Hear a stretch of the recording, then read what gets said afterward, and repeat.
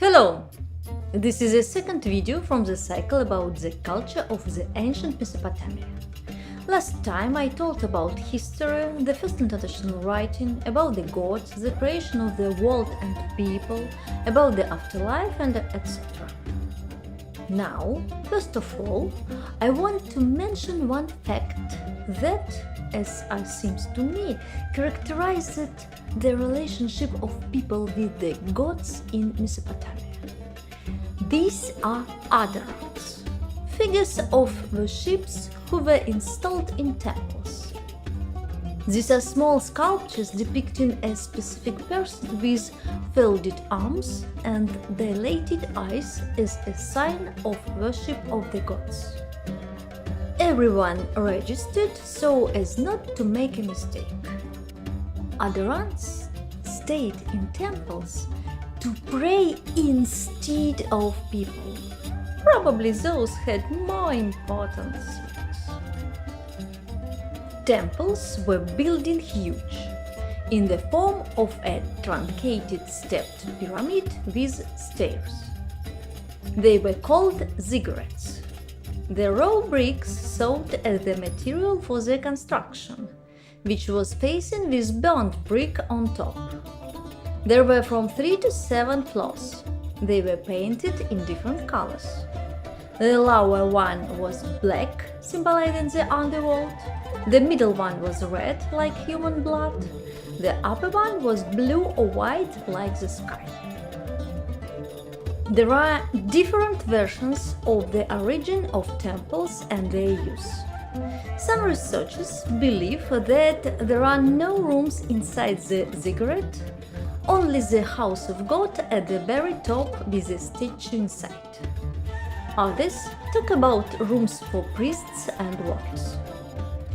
Some scholars believe that the Sumerians came from the mountains, and the high temples reminded them of this.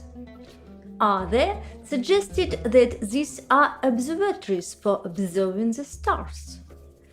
Another put forward a version about establishing the distance between people and the dwelling of the gods. And the fourth, on the contrary, assures that people wanted to reach the celestials. Like in the story of the Tower of Babel, the ziggurat was the basis for it. Only researchers do not know which one. There are at least 2 candidates.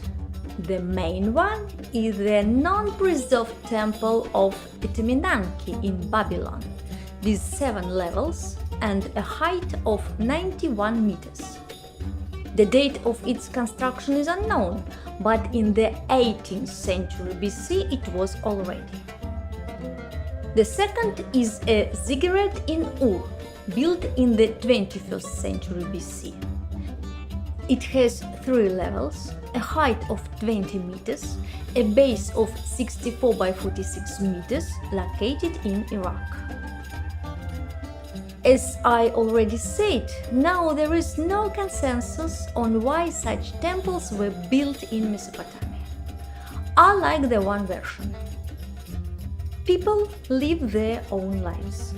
Houses of the gods, some were very high. They certainly interfere in people's affairs, but not very often. A special man priest is always on duty upstairs, so as not to miss the moment when God takes possession of his stage. He watches the stars so as not to get bored. At the turn of the first 1000 BC, based on the results of such observations, a cuneiform document, Enuma Anu Enlil, was compiled, in which about 7,000 omens were described. This text contained a lot of astronomical data. In Mesopotamia, the sky was divided into 12 constellations, known to us. The time was counted in accordance with the sexagesimal reference system, as we continue to do now. The main one was a lunar calendar with 12 months of 29-30 days. to which a leap month was added. Science was mainly applied and used in life. They developed a metric system and a system of measure, used fractions, solved equations, knew the number p, calculated the circumference, the area of a circle, the volume of a truncated pyramid, the ratio between the sides of a right triangle, applied physical laws in the construction of ships and pontoons, new chemical reaction, for example, fermentation, and etc.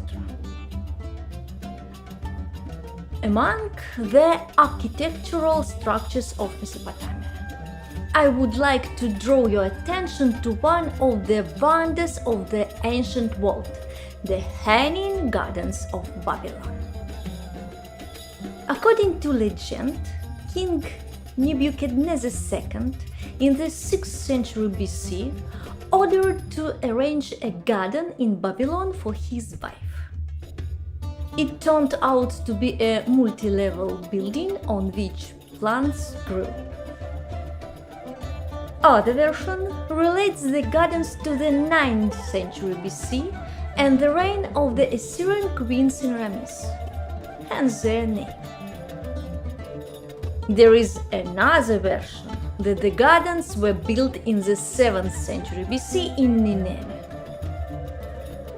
As you have already understood, at the moment it is not known exactly where the gardens were and where they actually were. Babylon was surrounded by several walls.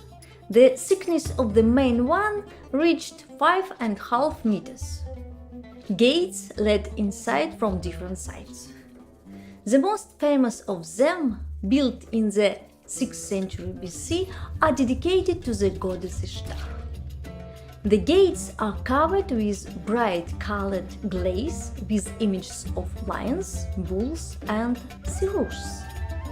The latter are called Babylonian dragons. They have a snake's head with a forked tongue, scales of the body, the tail of a scorpion, the legs of a lion, and a bird of prey.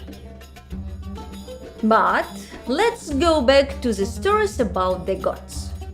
The myth of Enlil and Ninlil talks about how the supreme god was punished by sending to the land of no return.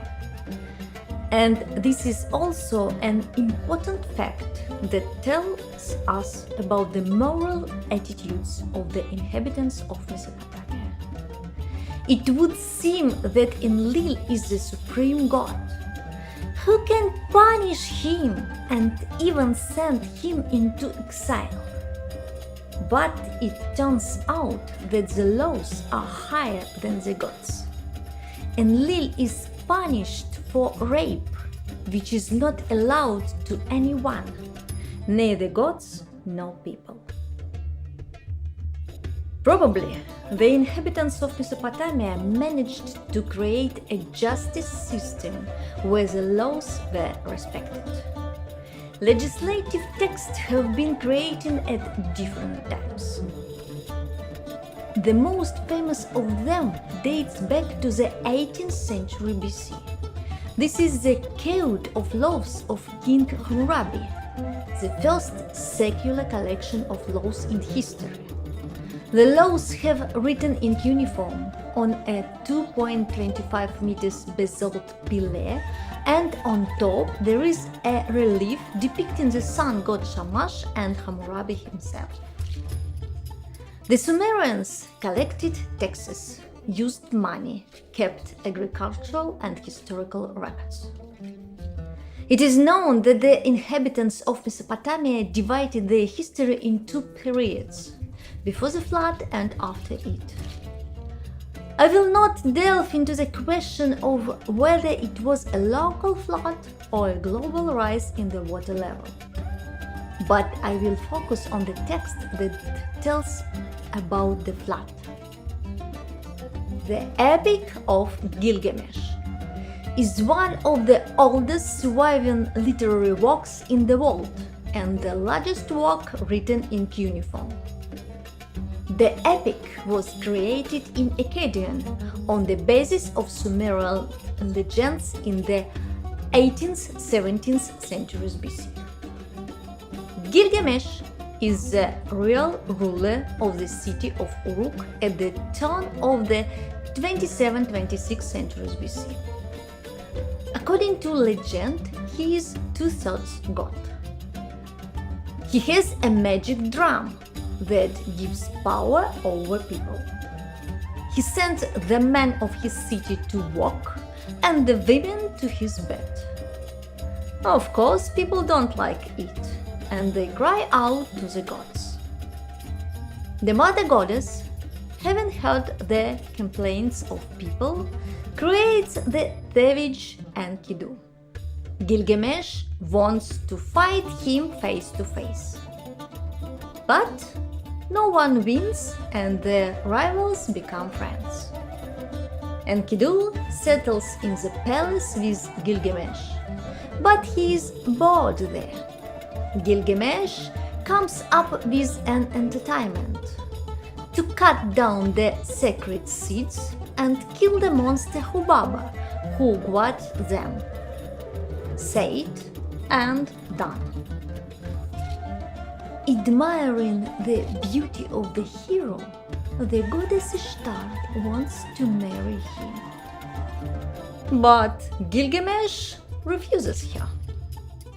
The offended goddess sends a heavenly bull to Uruk, but friends cope with it. But the gods were angry with Gilgamesh for the sacred seeds and sent Enkidu death as punishment. The hero goes to Utnapishtim, an immortal man, to find out how he got immortality. Utnapishtim said that after the gods created humans, they settled all over the earth, began to make noise and disturb the celestials. Enlil proposed to destroy humanity, and the other gods supported him. Only Enki was against it, but he was made to swear that he would not tell people anything. In order not to break the oath, Enki came to Utnapishtim and spoke to the wall, warning the owner of the impending flood and advising him to build a box ship. The rain raged for several days. When the sea calmed down, Utnapishtim moved to the mountain and was releasing the birds 3 times to understand whether the land had opened or not. Then he went ashore, lit a sacrificial fire, and the gods, like flies, gathered to the sacrifice. They repented of their deeds, and Enlil granted Utnapishtim immortality. I think you yourself have noticed the similarity of this story with the biblical story of Noah. I will only add that it is older in time of creation. The culture of Mesopotamia has given the world many important discoveries that we use today. In addition to the first international writing, irrigation, calculation of time and the results of observation of the sky, which I have already mentioned, there were others. Some scientists believe that it was here that the wheel was invented. People also began to make glass and melt copper, invented and began to use sewerage and water supply. They had developed medicine and they also invented board games, weaving and schools. In conclusion, I want to add a few words about the sensational planet Nibiru, which some researchers consider to be the birthplace of the gods of Mesopotamia. In the myth Enuma Elish, dating from the 12th century BC, there are at least 2 lines mentioning Nibiru. He, in the context Mediuk, established the position of Nibiru to indicate to them the stars, constellations, the path boundaries. Enuma Elish played 5 line 6. And let Nibiru be the holder of the intersection of heaven and earth. Enuma Elish played 7 line 124. There is no direct indication that the gods came from Nibiru, but we can say that this is a certain center of the world. Draw your own conclusions. That's all for today. In the next video, we won't go too far. Let's talk about Iran and Persia. We will pay special attention to the first world religion, Zoroaster and other Sartians. Let's find out where the name of the car master came from. We will learn about the Avestan language, the end of the world, the resurrection, and much more. Please like this video. I also would like to invite to subscribe to my channel. If you find a mistake in my English, please write to me in the comments. Thank you for your attention.